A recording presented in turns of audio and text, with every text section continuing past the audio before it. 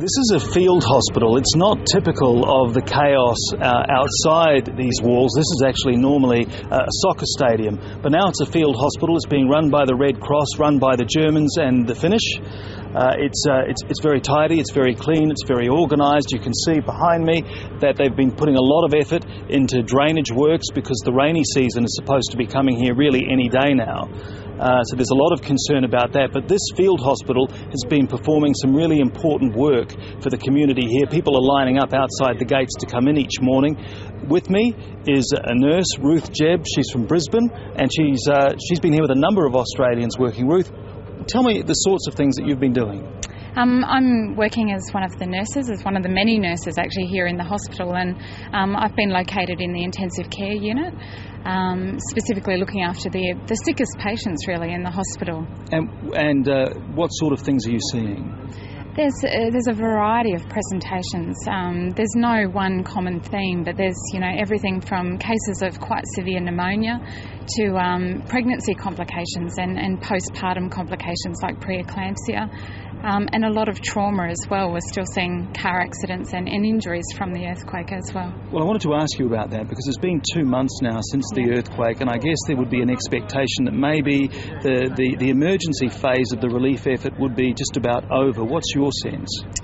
I think there's truth in that, absolutely. We're seeing a lot more of the chronic cases now coming through, the cases that are a result of a lack of an adequate health system out in the field. So I think there is truth to that. We're not seeing so many injuries that you would see in that initial phase. We're seeing a lot of ongoing complications from things like wounds that maybe happened in the earthquake that they're still struggling with. But most of the problems we're seeing now are everyday problems that probably the Haitians would be experiencing.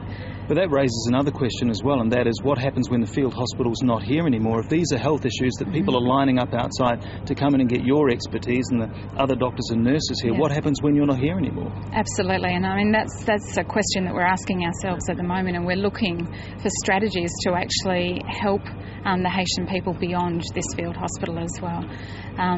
For instance, at the moment, as you've stated, the rainy season is fast impending, and we have to consider what is that next phase in our response.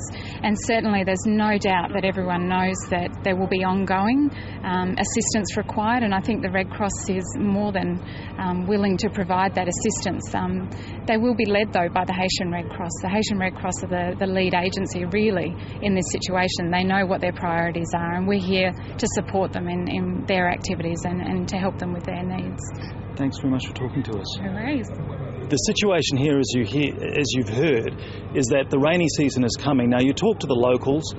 They say it could be a week, it could be a month. Nobody knows for sure, but the rainy season is violent here. The rain pounds down, the streets flood. A lot of the less well-organised camps are susceptible to mudslides and flooding. And as one Red Cross worker said to me a short while ago, really there's a sense here that they are living on borrowed time. It is that serious. This is Craig McMurtrie in Haiti for ABC News Breakfast.